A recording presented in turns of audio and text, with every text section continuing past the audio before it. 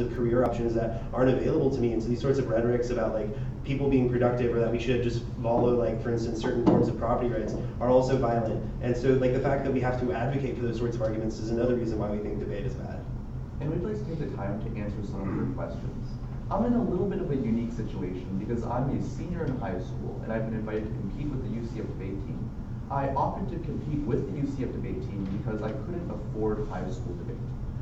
Every single high school travel debate tournament generally requires getting on a plane, paying $300 to $600 in order to go to a place, compete at a place, and then fly back home. And that sort of schedule, that sort of financial imperative just really was a negative pall over my entire high school debate experience. And so I think that that's why I am here. And that's why this sort of engagement in debate has been uniquely good for me. Because one, it's been sort of like a freedom from these socioeconomic constraints that have structured debate in high school for me. And I still get to experience a lot of these same sorts of advantages of high school debate. I like agree with you that debate on net is probably bad for a lot of the people that participate in the activity.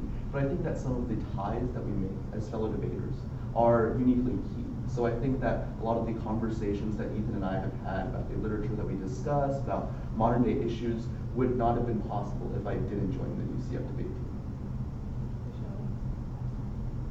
And then like, I'm here because, you know, debate is one of the only activities that is actually open to me, because a lot of UCF, a lot of the school-funded, school-sponsored activities all focus predominantly around things like physical ability, focus around things like athletics.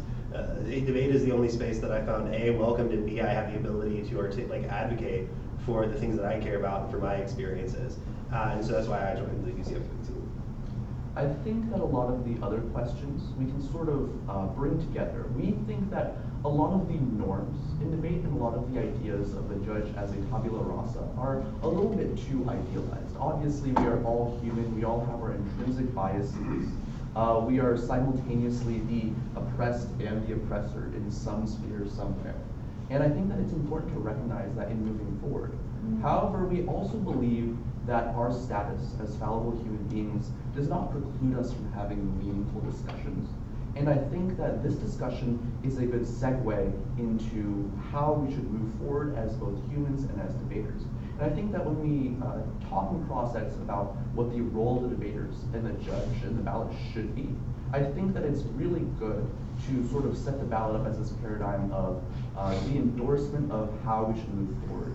And so I think that what we should be doing at the end of the debate is to sort of examine both the positions, the procedures, the speech acts, the ideologies, the experiences of teams, and then move forward based on that. With that in mind, I think Ethan has a couple of objections to some of the practices in the 1AC.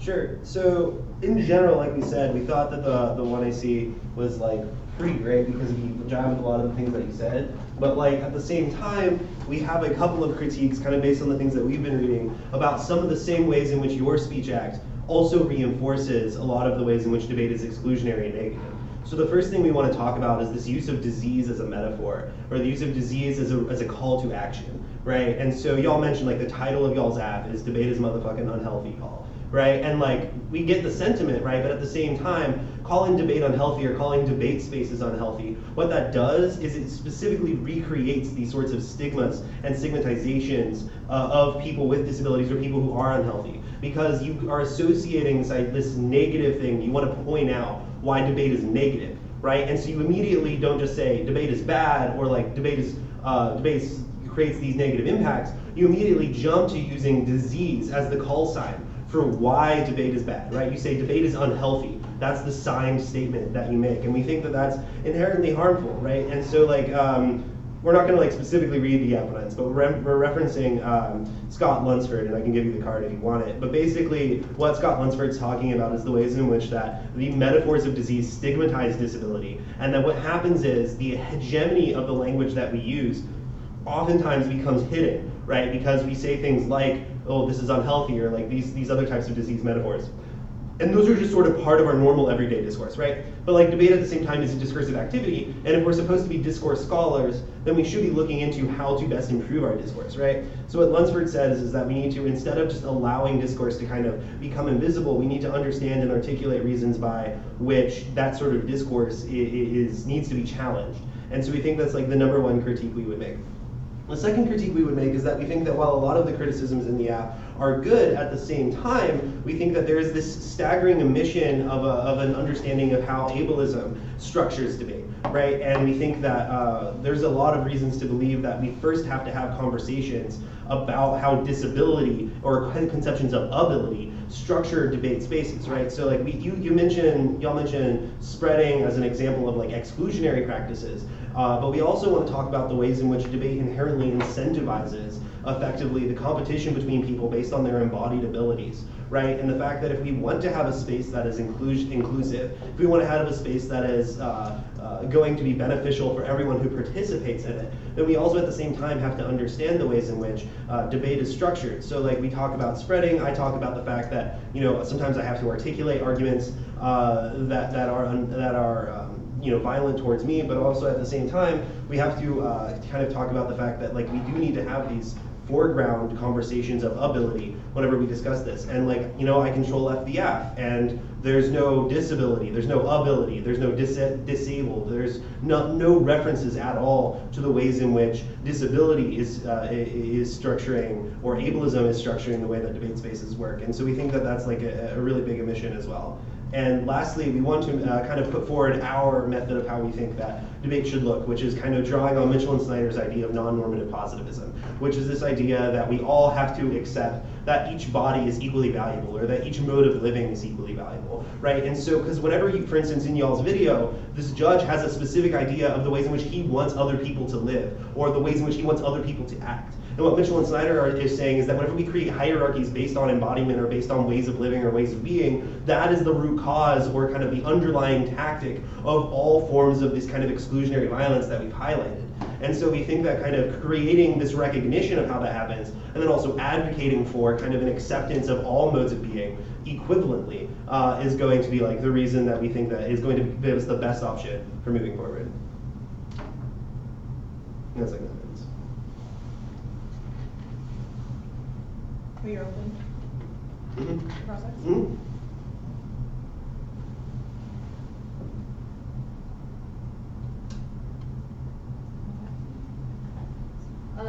So I just want to clarify, you think, or like you're critiquing the app for being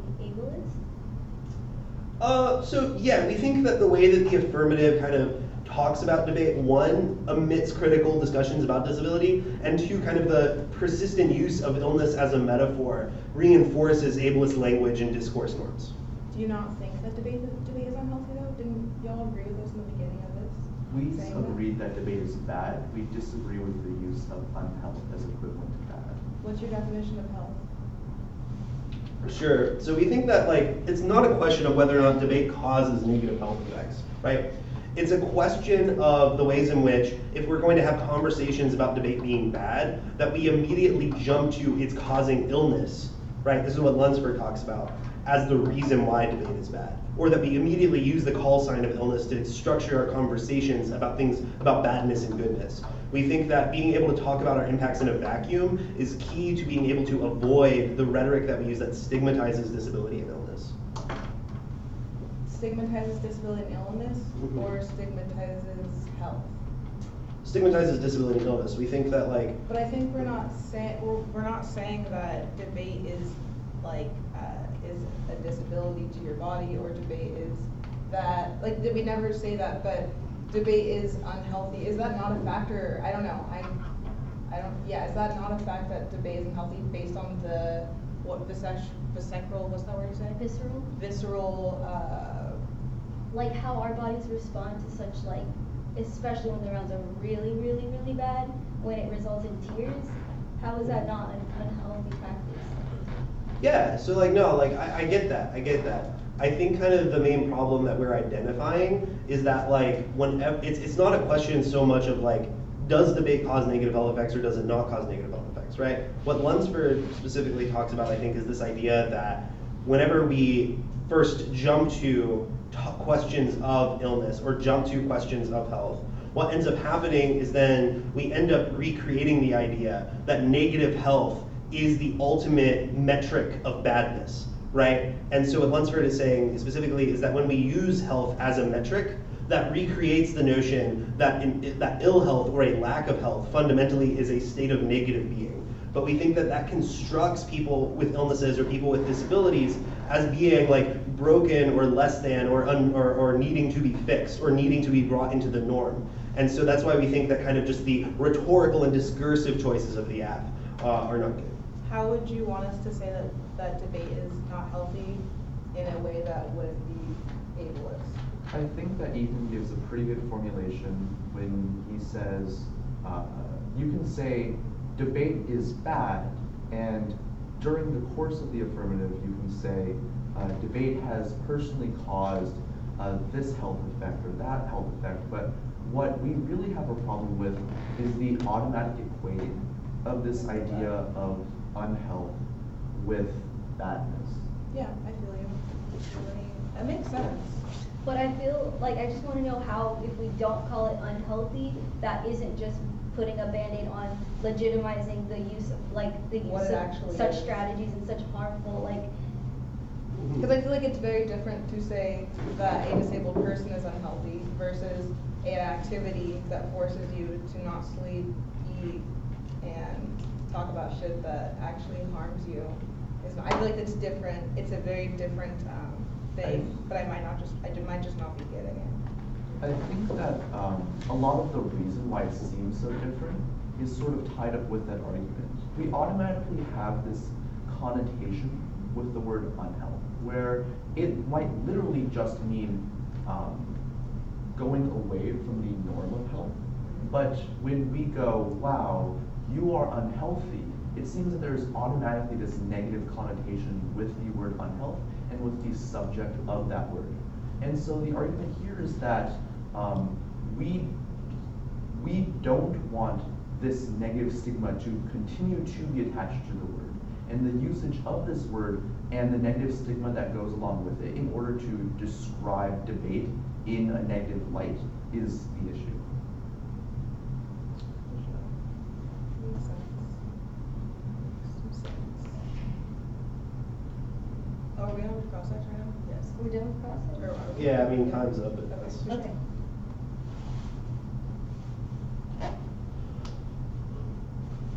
What's us? Is us? Pro time? Yeah, Yeah. yeah. This one.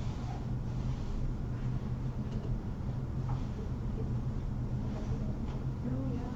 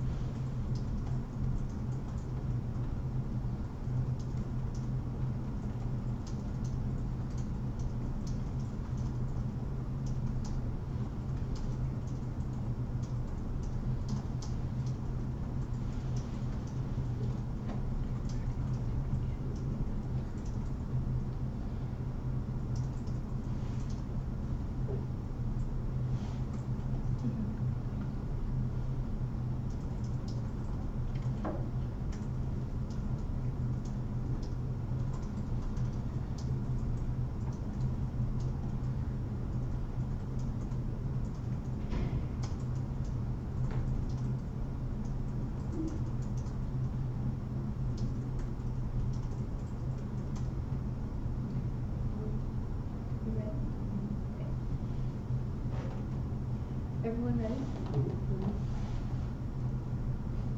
I'm starting.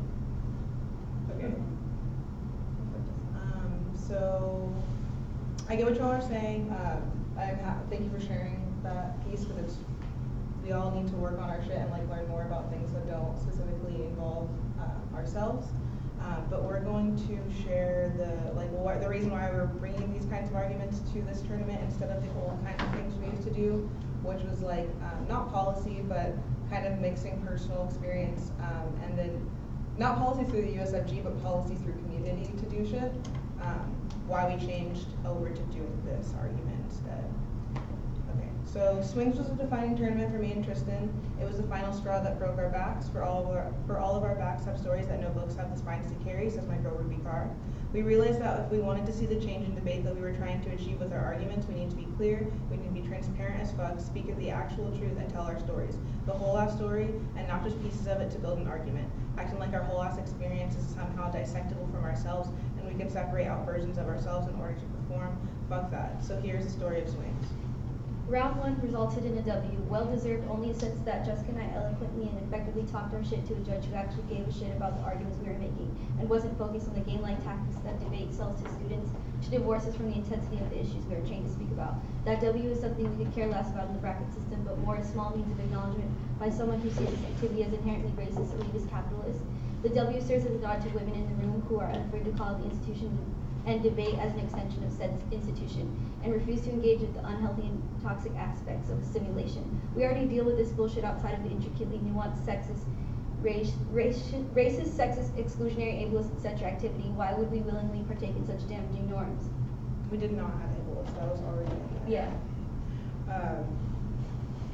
Round 2 was opposite, yet a strikingly typical experience. A judge who had obviously internalized misogyny with something to prove displayed a perfect example of why the Piper Chapman type should not and cannot ever be trusted with embodied knowledge of fruitful ideas of debaters who are using the skills they have managed to attain to actually do the shit she should be doing, instead of teaching us how to prep to know the weaknesses of our opponents, undermining our knowledge of systematic oppression without understanding their transparent advantage/privilege orientation in the current system. The judge had the boldness to claim to be appalled with me because I was not going to act like the judge's RFD is the final word in the round, unable to be called out. Guess what? You should be the first one to be called the fuck out. Take your paradigm back to wherever your ass came from and do something for your community since you know so much. Immediately after this round, it became too clear just how fucked up and complacent debating brainwashing us to be. This is not to say that debaters are not revolutionary outside of this activity, but the moment competition is introduced and a certain level of power is attainable, one is attracted to it.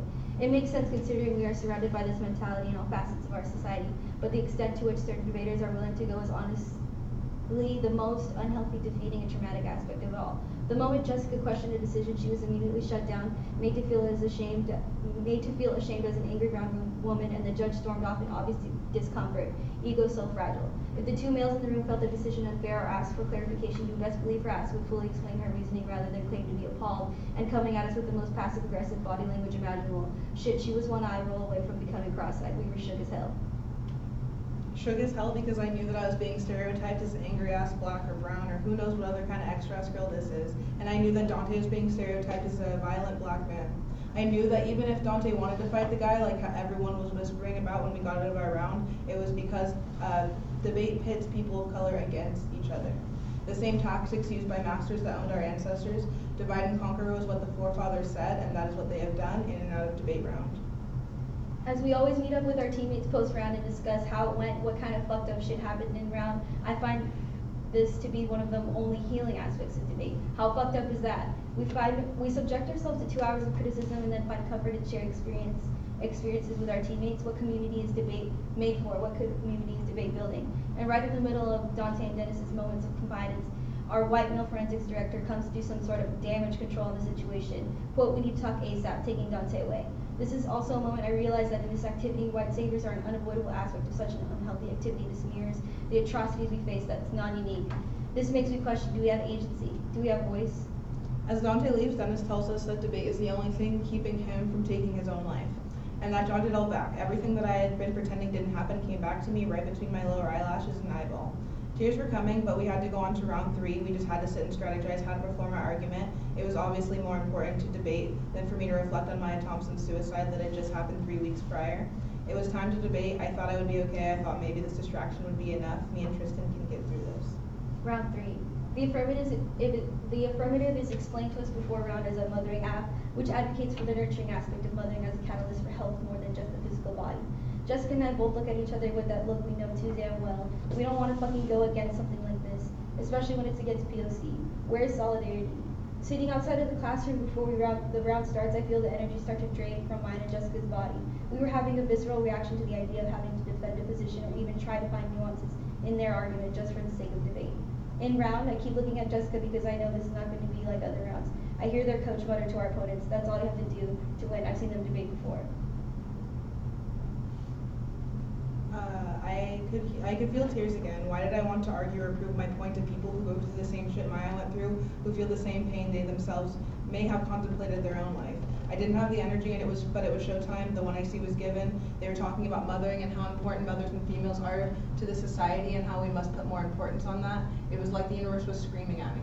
Bethany Thompson, another mother to me and Maya's actual mother, stopped mothering all of us around 5 years ago when her marriage fell apart and depression sunk in. Maya did not have a stable life like the one we all shared when our moms were best friends and we spent all of our holidays together. Those flashes of childhood memories kept coming as they read their speech. What happens when you do not have a mother? I asked in cross-ex, holding back my tears. You just have to find one, or you find it in yourself. They were just answering for debate, of course, so I couldn't be angry with them. But in that moment, Maya appeared in the room, sitting next to the judge with her fake blue contacts, straightened hair, and flawless beat-ass face.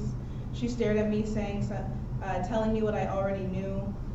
She searched so far and wide for her mother, for fucking something, searched so deep inside of herself that when she couldn't find it, she looked for it off the Golden Gate Bridge on December 17th, 2017. The debate went on even after me and Tristan used our 1 and 2 to explain how rough this day had been and that we only wanted to have a conversation, not a high-stakes debate. The other team declined, saying, "We came to debate. This is what we've been preparing for. We don't want to miss out on what we came to learn from the way y'all debate." And they continued fighting on. I could hear Maya's voice. "Fucking bitches," she said, and I think I laughed out loud in between tears. Not only was there an absence of nurturing in round, one of the people I care about most on this damn planet is going through immense pain and no one is fucking paying attention. I began to break down and I couldn't help my voice from wavering or the tears from falling down my warm cheeks.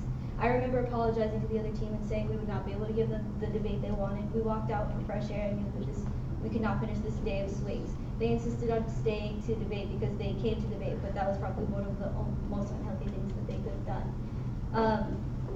Also, I remember super clearly like that moment where Jessica was on my right side and like I saw her crying and like obviously distraught, and then the 2AC was giving their performance and standing and spreading and like just having both experiences juxtaposed like right in between my ears, or like I just couldn't continue, and it became really apparent like that debate almost wants us to be a machine for them.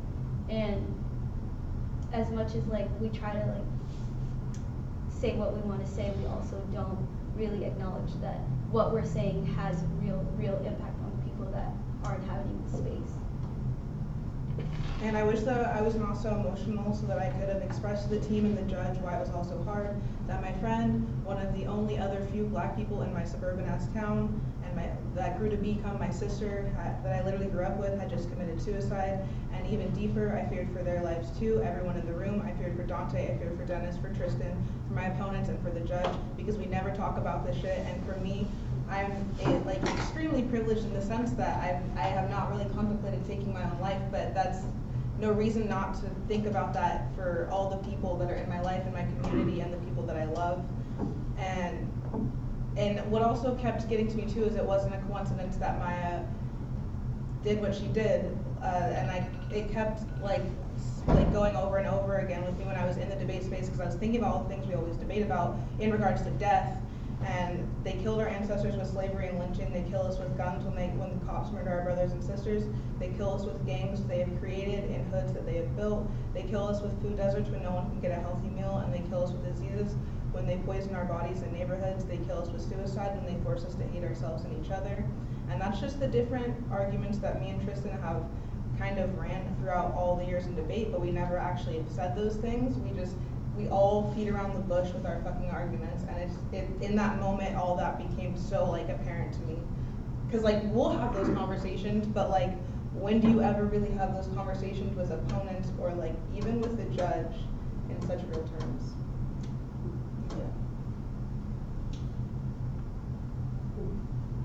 y'all ready for another cross? Okay. So after that tournament, what did you think it was best for the debaters in the community, the judges in the community to do? Well, that's kind of why we came up with this argument, because this is like a message slash like yeah, just like a message to the debate community on our way out to say like we need to change some shit in the way that we're treating each other. So I guess we need to drop all the dumb shit that we do in debate, that including competition, because it clearly brings out like the ugliest in people. I actually want to ask a question about that, because you mentioned this story, right? You hear about this mothering app and you think about how you don't want to go against it. You think about how it's draining you all. And I want to know if you're cognizant of the position that you put us in, right? Where we have to negate this app that we almost entirely agree with.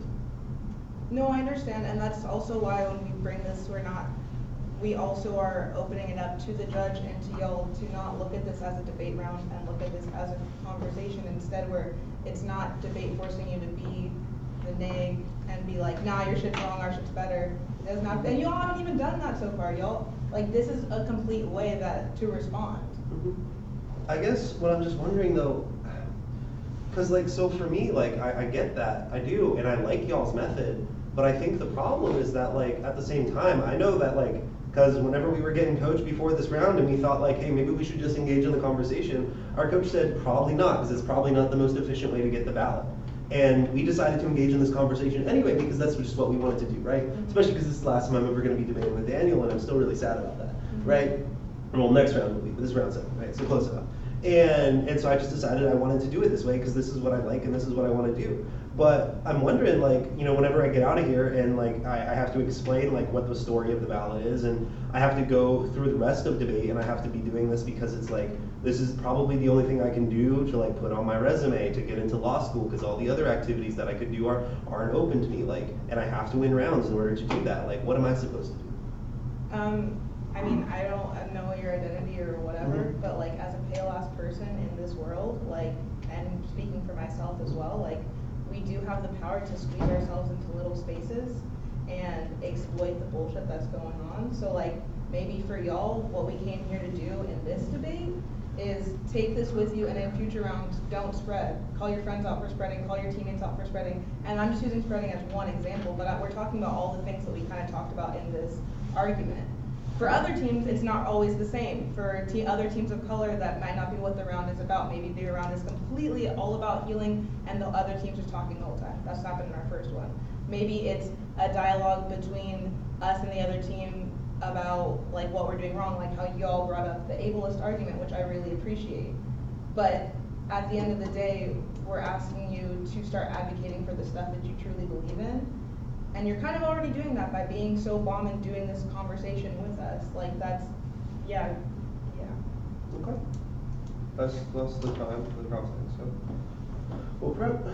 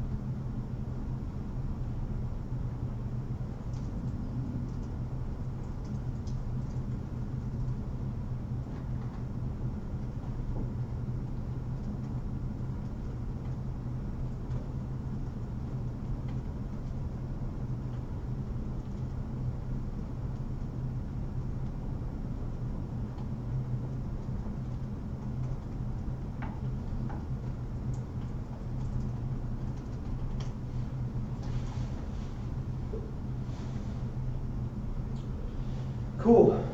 All right. All right. Cool. Let's do this. So I want to start off talking, because I think one of the big themes going through the entirety of the 2AC is this suicide story, right? And so I want to talk a little bit about suicidality, and I think the ways in which, both the way that's complicated life for me in general and also specifically in debate, right?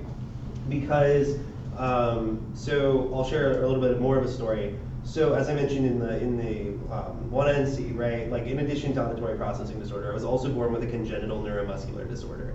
And in order to resolve that, right, so I couldn't write.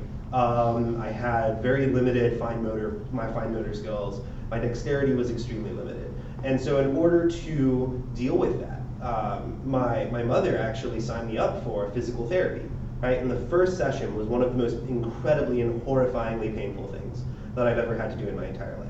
And I didn't want to do it anymore. I told my mom, you know, I'm done with this. And she told me that I had to do it because if I wanted to grow up, be a productive member of society, be able to take care of a family, this was shit that I had to do. I had to go through and I had to work through this physical therapy, right? And so what I do is I spend the next 3 years of my life, every 2 weeks, every weekend, I'm going to physical therapy, and it's one of the most painful things that I can possibly do because I'm fighting against the way that my body itself wants to work. I'm fighting against the way that my brain itself wants to work in a way that's just absolutely horrific.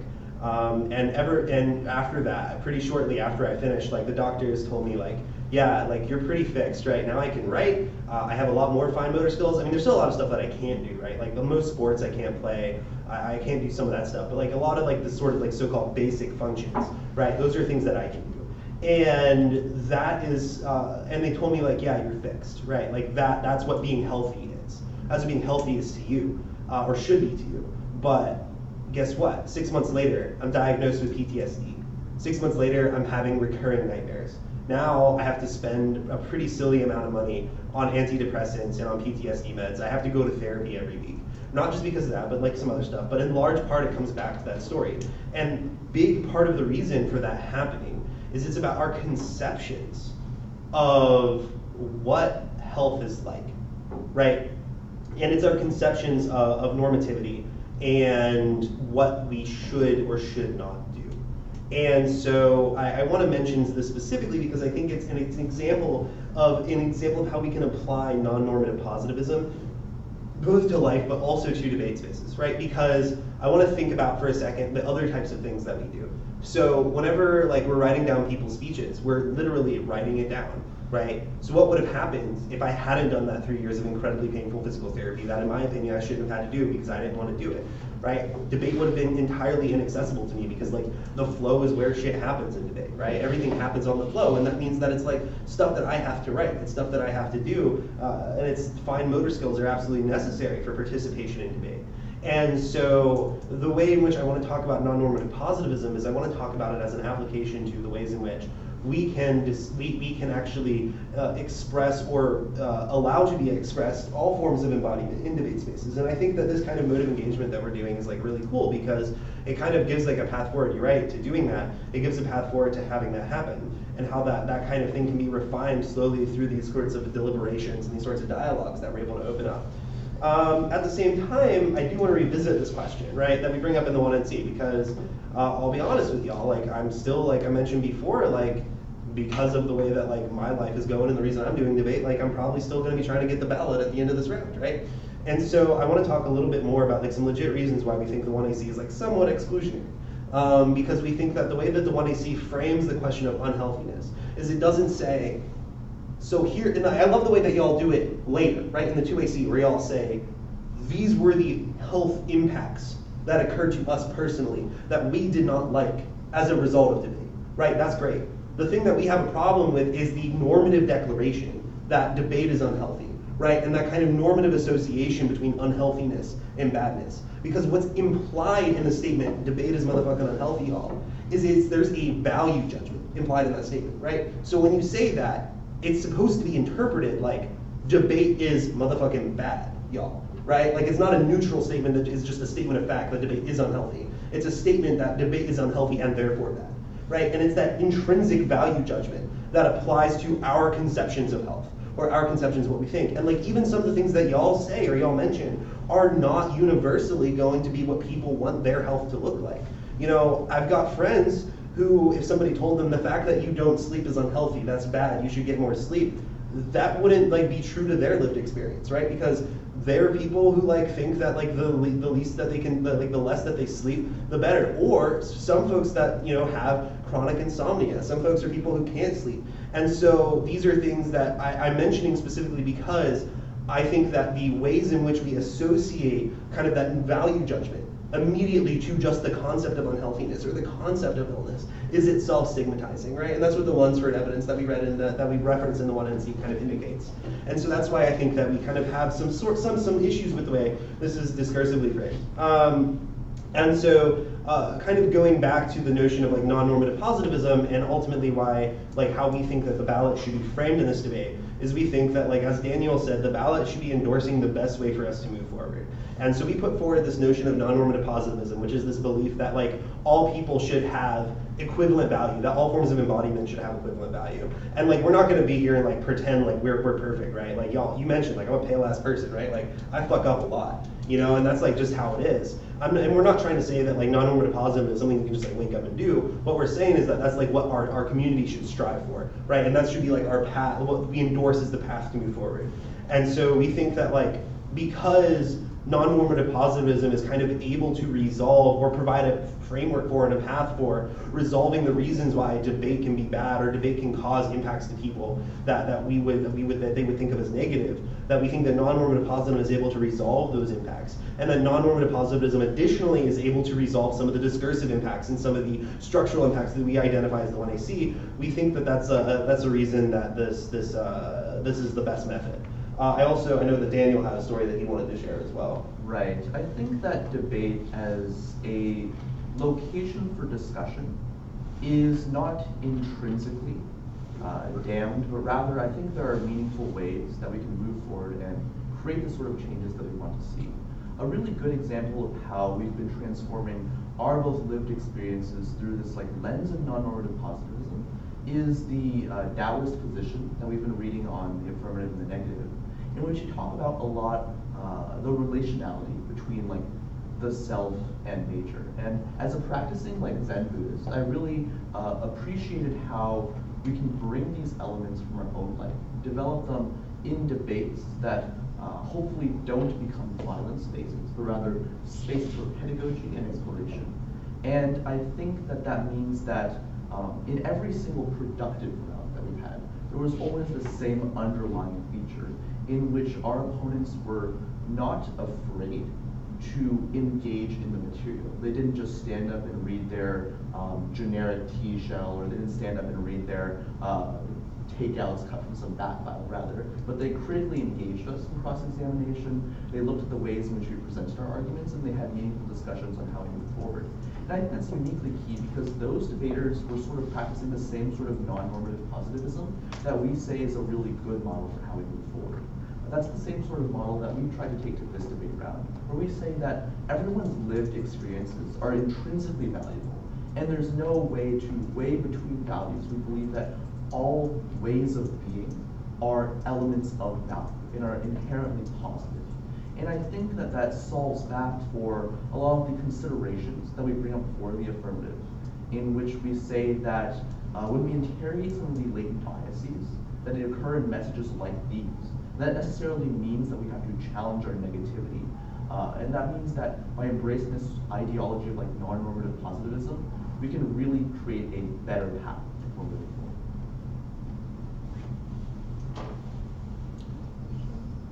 We're ready for the cross-section. Y'all got questions?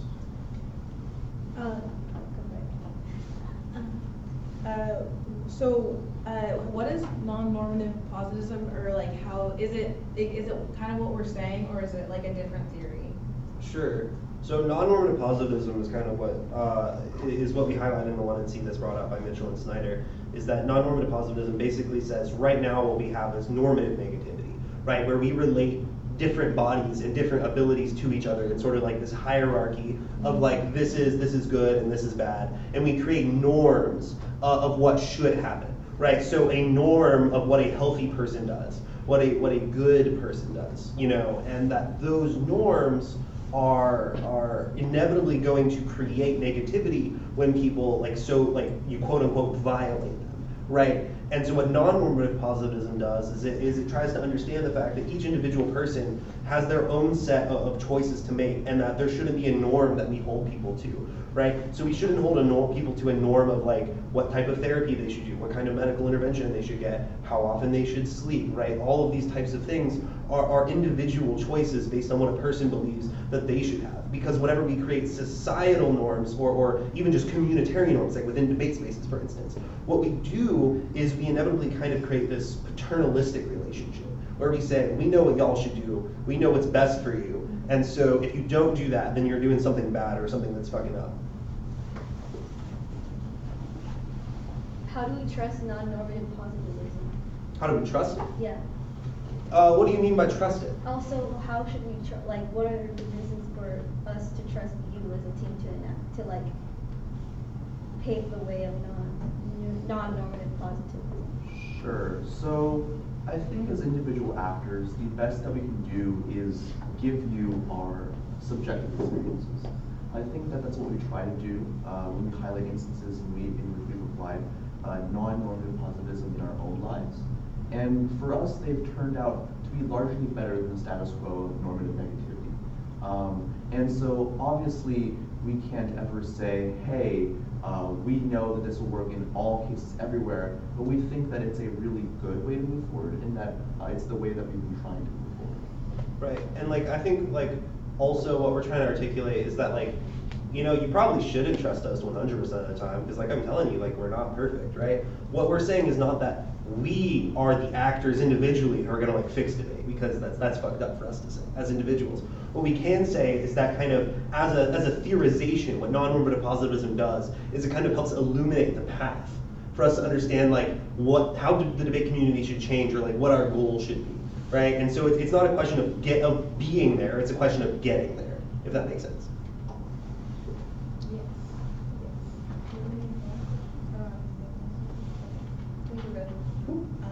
It's the one in our number, Yeah. Do we want to do one another? Not really. Okay, I think we said we got to say. we'll take a little bit of prep.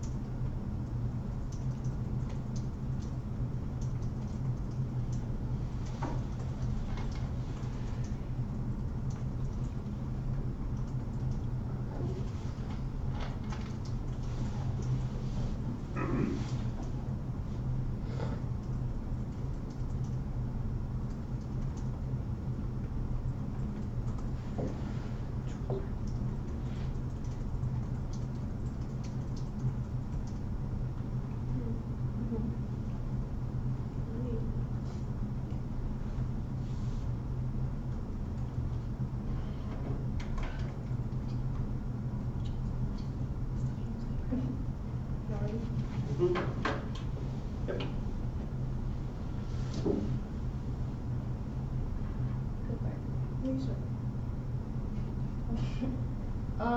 Well, thank you, Negative Team, for, I guess, being vulnerable and sharing your lived experiences, but it's been evident that the white man's voice has been heard most prevalently in this debate. Yeah, and that's kind of the crux of like what we started with at the top of the 1AC, is that white man's voice overpowered and was the final word, and the voice with the money is always the white man, and that just like leads me to feel as though I can't really trust the negative team, especially when we're really trying to effectively change. And there's no mention of race-based or gender analysis in non-normative positivism, which is just a word and just a theory to me. And like, voices need to be put at the forefront, voices that are extremely like when we put ourselves so close to these experiences and so close to the policies and so close to the like coded language, like it can't be the white man centered conversation.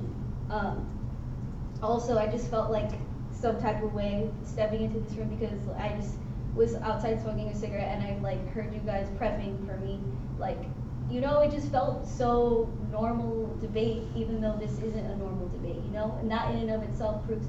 And the fact that you wanted to come in here with an answer, like in the way of like you wanted to not implement but like bring about the conversation of non-normative positivism, it proves to me that you wanted an answer, like, and you didn't want to like synthesize the critique that we're bringing, and like the critique of structure and the critique of exclusionary like practice.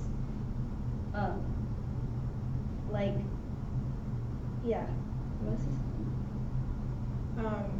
I'm gonna do that thing that they always tell us to do in debate, because that's how I kind of, like the app or the Nave team said this, and we say this just because that's kind of how it all, my notes kind of came about. So y'all were saying that the app is bad because we titled it, debate is motherfucking unhealthy, y'all, and that we are ableist in our affirmative, and that, and then there was also the argument about some people don't like sleeping or can't sleep. But I don't think that the app is bad or not doing what it's saying it's doing because of those things. The title doesn't define the argument.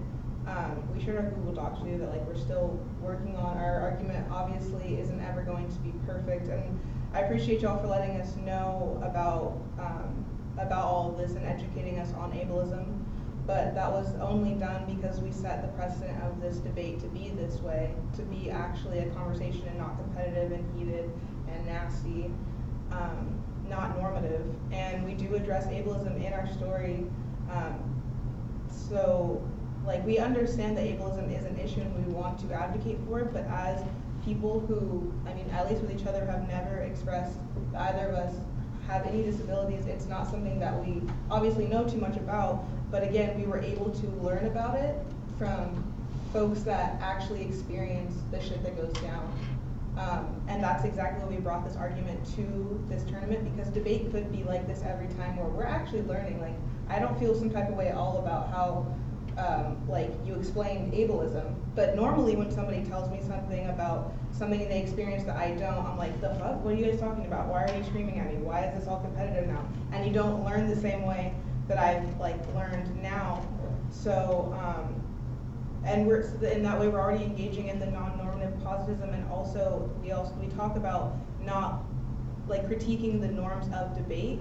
And so I feel like that's already a point where we're going to be able to grow this non-normative positivism idea that y'all have, and find our own critiques in it. But because the debate space was set up like this, we were actually able to take in what y'all said instead of what we normally do, which is like try to throw it back out at you. And we've already embodied this affirmative in round, so I think that it does deserve some credit. I think that our ancestors do deserve some credit for getting us to this point to be able to say this kind of stuff and possibly maybe have y'all telling your teammates and your friends and family for us to be able to tell you this and then for you to possibly tell it to other people. I think that the affirmative deserves some credit in that way. And the judge, y'all said that the judge is supposed to decide based on who sets up the best way to debate, I think, or like the best avenue for this the best, I think, or something like that, in the future, the best avenues to redo debate. And with the education that's already happened in rounds, and I don't know about y'all, but I don't feel like I want to cry or that like I want to like, you know, quit debate. So this has definitely been a better round for me. And I think that like deserves to be like recognized. True. Anything else?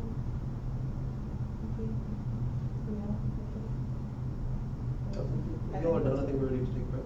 Yeah. Cool.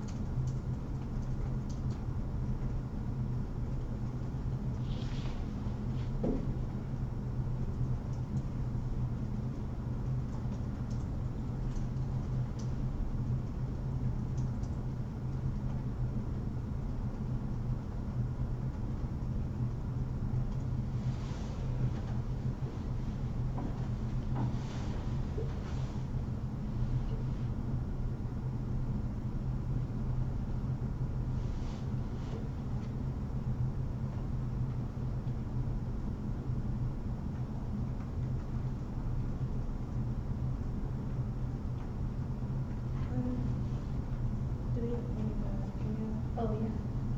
That was the first round, I'm pretty sure. Their first round.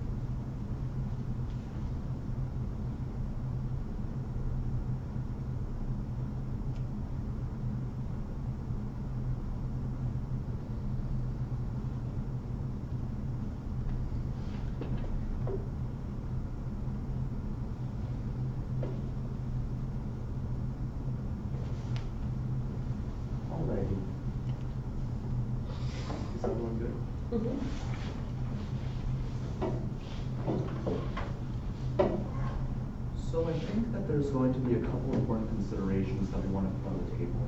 When we talk about how the round format broke down, how we want to move forward, and what this sort of non-normative positivism looks like. At the beginning, I want to start with the fact that we both agree that debate as it stands in the status quo is really bad for a whole bunch of people. I think where we disagree is where we want that methodology to move forward and what that road forward looks like. And I think in doing so, we need to take a couple of important considerations as to what our different paths look like and how they weigh against each other. When we talk about non-normative positivism, we agree that sure, you shouldn't trust everything we say, but we're trying to share our subjective experiences in order to give you some context as to why we believe that non-normative positivism is the best way to move forward. And we think that non-normative positivism is really good for a couple of reasons. One is that it calls for this radical embracement of all ways of living as fundamentally valuable. And I think that that is a really good way to correct against a lot of the implicit structural violence that we often see in these sorts of debate rounds. And I think that when we talk about implicit structural violence, it's important to be continually self-reflective and continually examine the ways in which we commit violence and we have violence committed upon us. So I'd like to apologize to my partner Ethan. He wanted to share his story and his stories about how he approached his interaction with society writ large. We thought were insightful to bring to the table. And so I think that the discussion that and discursive analysis that we have in this round are improved when we have a lot of these discursive analyses from all four debaters in the room. And so we hope that Ethan's discussion did not exclude your engagement, but rather improve the quality and breadth of the discussion that we had at hand. Another thing that we want to talk about is these sorts of microviolence that occur in the debate space. When you say, and I'm trying to be constructive in how we approach our CChats, but when we talk about things like we do not have disabilities and therefore we aren't privileged enough to talk about them, but at the same time we say things like the white man is taking over the debate space, it seems that we ignore a lot of the different gradients and intersections of oppression, insofar as the debate space has sort of trivialized or commodified a whole bunch of arguments. What we see again and again in our lived experiences as debaters is that while there might be a lot of teams reading Wilderson or something like that, it's oftentimes the case that a lot of these supposedly left-leaning proposals often fail to, one, account for these experiences of the disabled, experiences that myself and Ethan have lived over and over and over again, and two, seek to sideline those as secondary oppressions rather than oppressions that should be understood in and of themselves. And I think that that's really key because when Ethan read your 1AC, his first reaction was, this is an interesting argument, but the word unhealthy matters because we have been called unhealthy. And I think that the stigma attached to these words is important because words are power in both their application onto individuals and onto identities, and they are ways of knowing. And so I think that, sure, like you say, the affirmative isn't perfect, we agree, but the fact that we have these sorts of discursive violences is key to understanding why the 1AC's path forward might not be the best one in the context of non-normative positivism. And also, when we say, when you talk about how we prepared for this debate, you need to remember that we specifically tell you how the coaches and how they want us to engage this debate is distinct from the path that we took in this debate.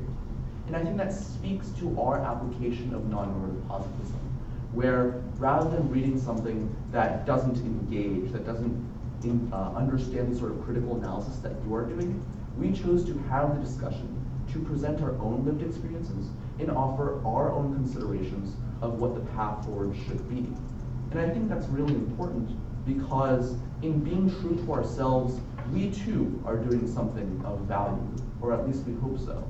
Because when we forward our own reasons as to why non-normative positivism is a good model for debate, and we tell you how we embody this sort of non-normative positivism in both Ethan's approach to interacting with the debate community, to his interactions with the rest of society at large, to my approach interacting with people who might read all of these generic blocks against my own spiritual beliefs, that too is an important recognition in, one, the path forward we need to take in sharing our beliefs, but being resilient to these sort of structural violences that shape the debate space, and two, creating a meaningful path forward for shaping that debate space.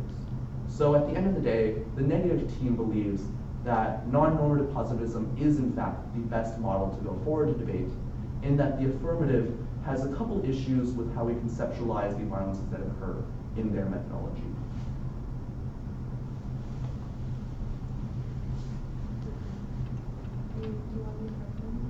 I heard it. Do you need to put that after them? Probably not. Are y'all done? No, she went to the restroom and then we have our last. Okay, perfect. It's like, I know there's 2.5 of them. Definitely been following a lot of things.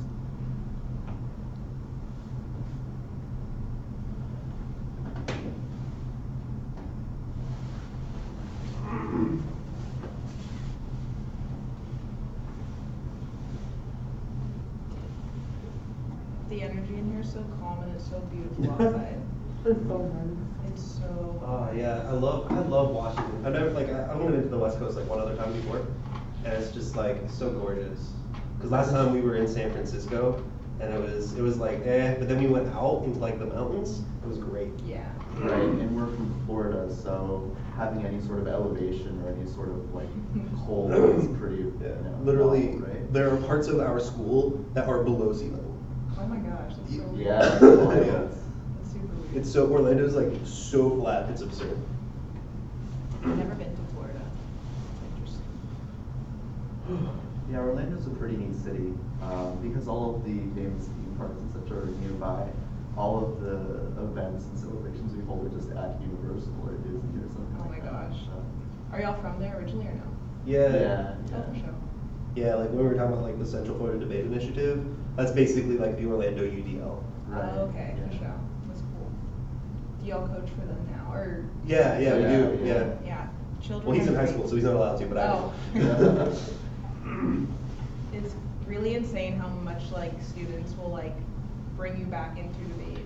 Like, cause me and Tristan Right. were so done with debate, and then we just like kind of accidentally got involved with bottle, and they're like, wait, okay, we're down. Like, Mhm. they're so inspiring, and like, it's crazy. It's crazy. I didn't know shit when I was a kid. Yeah.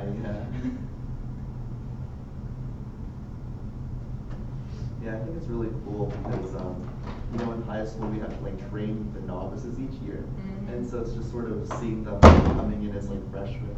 Yeah. And then like seeing them pick their own like routes and really combine like their own personal beliefs. Like, It's crazy. It's like actually watching them grow so fast. Yeah. Like, it's weird. Ready? Yeah. Y'all ready?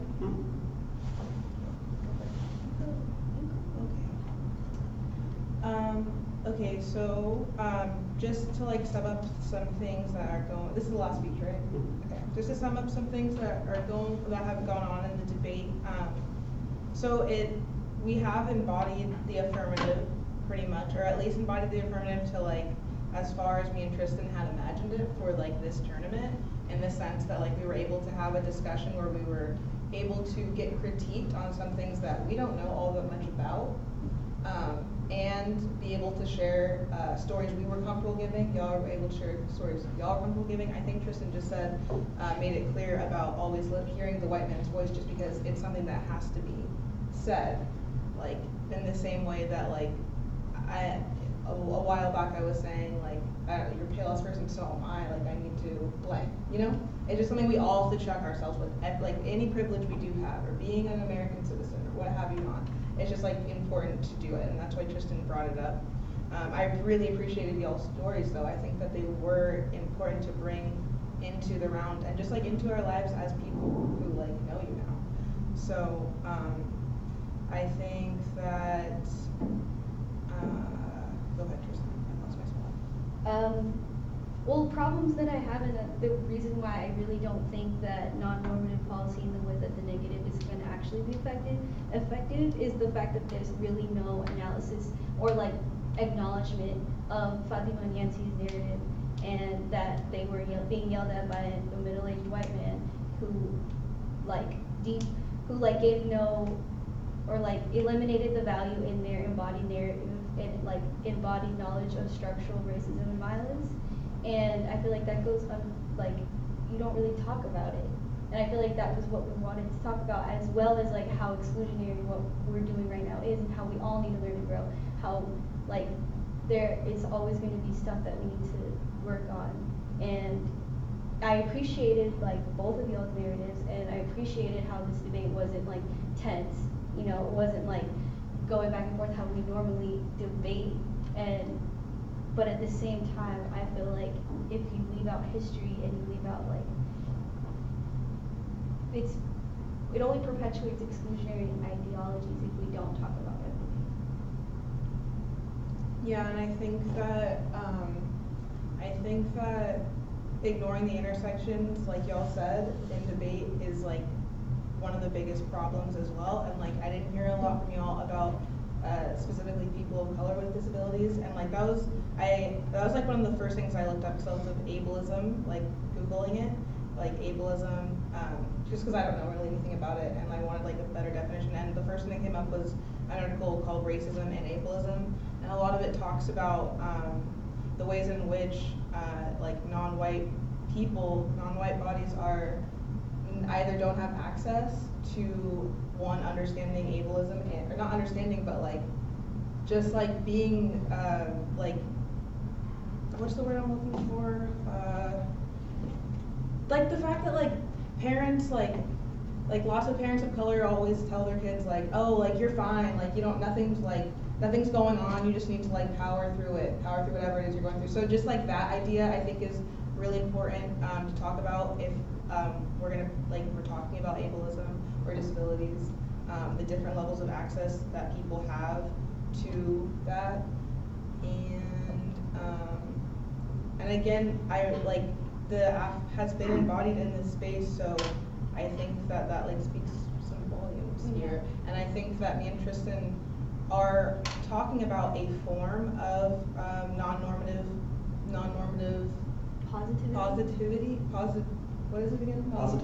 Positivism. And I'd like to learn more about that, but I think that we are already highlighting the main points of that idea, which is critiquing the different ways in which we've come to think of norms in debate and outside of life. The biggest norm outside of life that we really highlighted was just the fact that we don't check in with each other as people. So yeah, I think we're already doing what y'all want us to do, and we made this space happen that like made us be able to learn about shit. Right. Well, also like just something that I was thinking about the whole time is that you continually define non-normative positivism as a call for radical embracement of all ways of living or calls for radical embracement of all ways of living as valuable. If like consider all ways of living as valuable without having race-based structural like ableist or like gender analysis, it only perpetuates like valuing all fucked up like ways of living. Like as well as it would value people who are like marginalized, but at the same time valuing someone who's perpetuating the harms that is creating that fucked up space in the first place. But that's just something I was sitting on. But yeah, really nice talking to y'all. Cool. Yeah, same.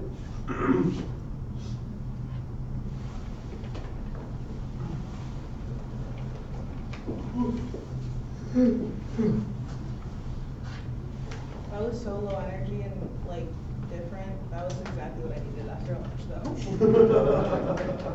Like honestly. When I saw you guys, I was sitting on that couch, I was like, oh my god, I can't debate anything.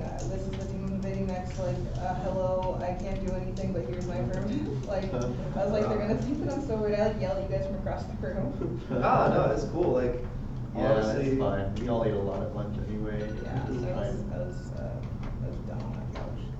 Yeah.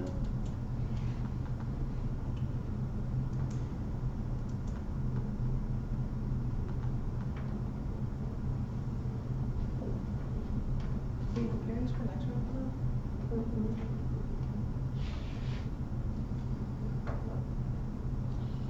I gotta see what I look first.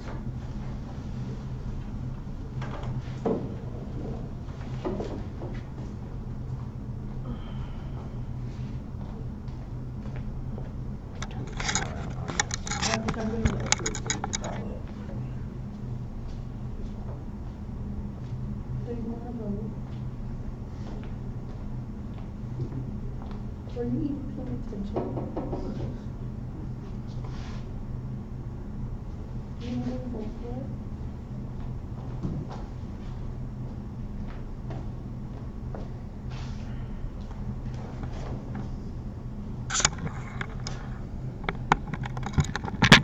You're on camera, you're a star, Rudy. Look at your clothes, now, Rudy. You're pretty dog. Oh, we should have done.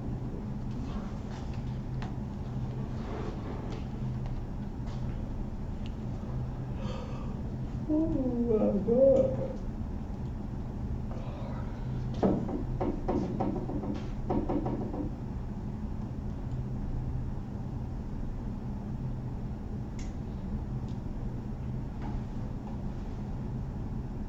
Who's Jessica? Which one are you, Jessica?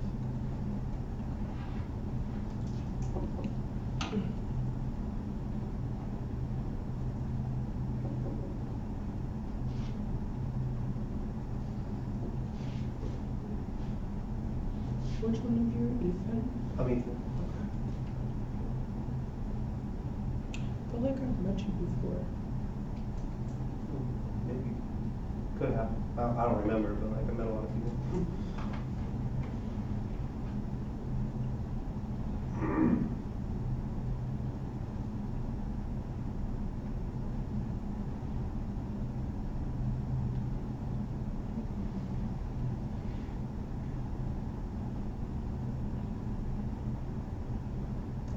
Dennis is watching us on Tavern. What? What the fuck? What did he say? Because I was just saying we should go on a trip with debate still stuff. I just miss out here like to hang out. And he was like, it is. But y'all are doing good from what I've seen on Tavern. So thanks, Dennis. He keeps up with like our rounds. Yeah. Even though I'm sure you don't really care about that.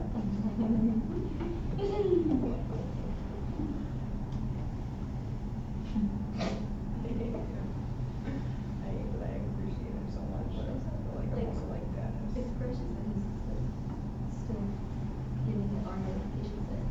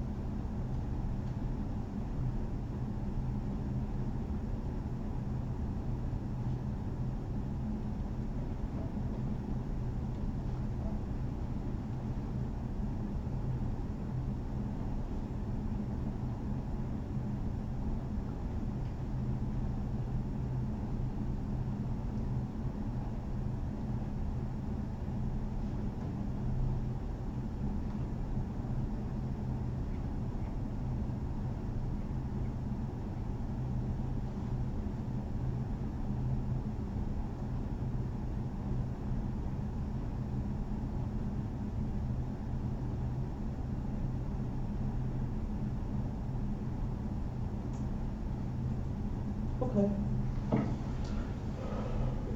So. Okay.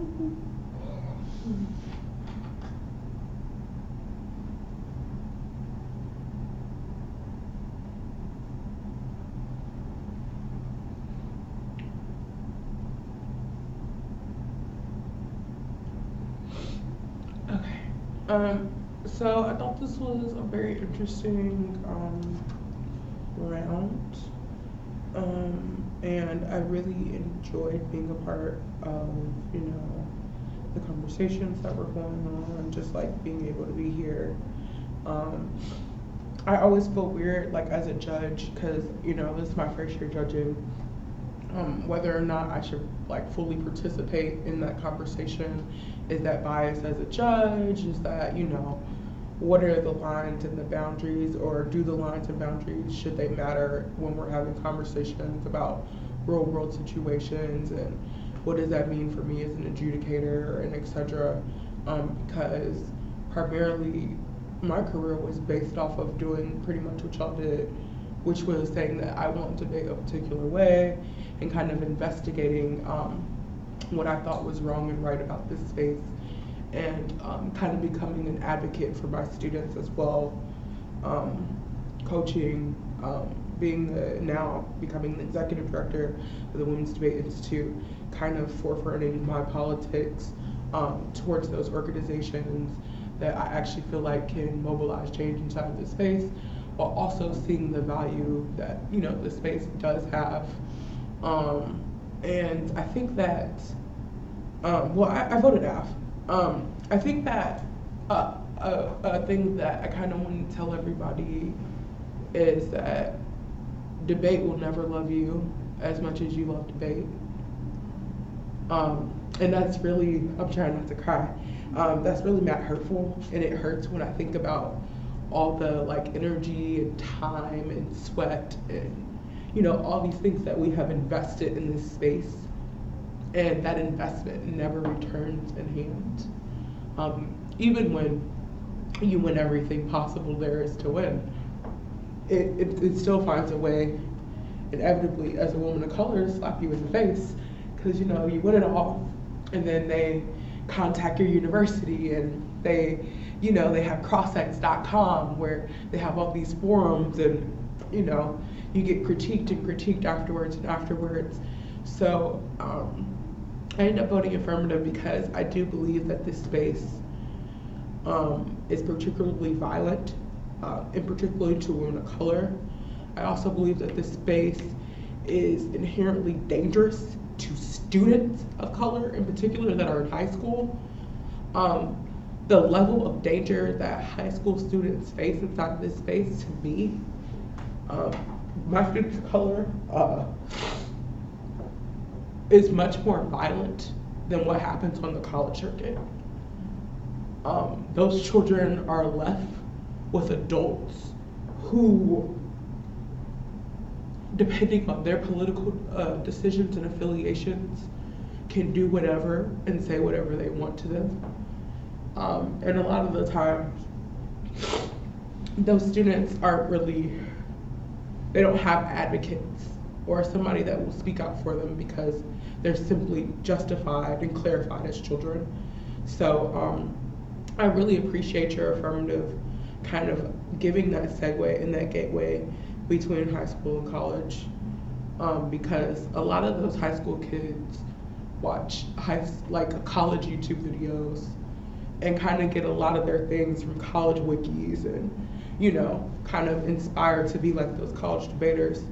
Yet they put themselves in those kind of, you know, they talk about those rural issues that we're also talking about, and they experience a lot more violence as a result of it than I think that we do, especially for somebody to be so young to have to handle that, and not really know what to do because you're told to respect adults and respect your elders, even though they're constantly doing more than disrespecting you. So I voted affirmative. I also think that the affirmative wins that the negative position doesn't really articulate a position towards people of color or women, and it kind of prioritizes white disabled voices in the way in which the performance happens in this round in particular. I think that a better way for the negative to deal with this is to have an intersectional approach of what ableism looks like inside this space and some of the disabling acts that have happened. A couple of examples that would give you some uniqueness would be a ableist conference that happened a few years ago in debate at Texas, where all of the Black people were left outside of the panel and none of them were invited to speak at the panel discussion about disability inside of debate. I think that provides uniqueness for why debate in particular needs to have a discussion about like disabled bodies, especially in context of race as well, because those things can't be left out, otherwise you get nothing but the status quo. So I think that kind of talking about some of the things that are constantly happening here and the people that are left out of these conversations will put the negative in a better position if it just appears more intersectional. Does anybody have any specifics? Okay.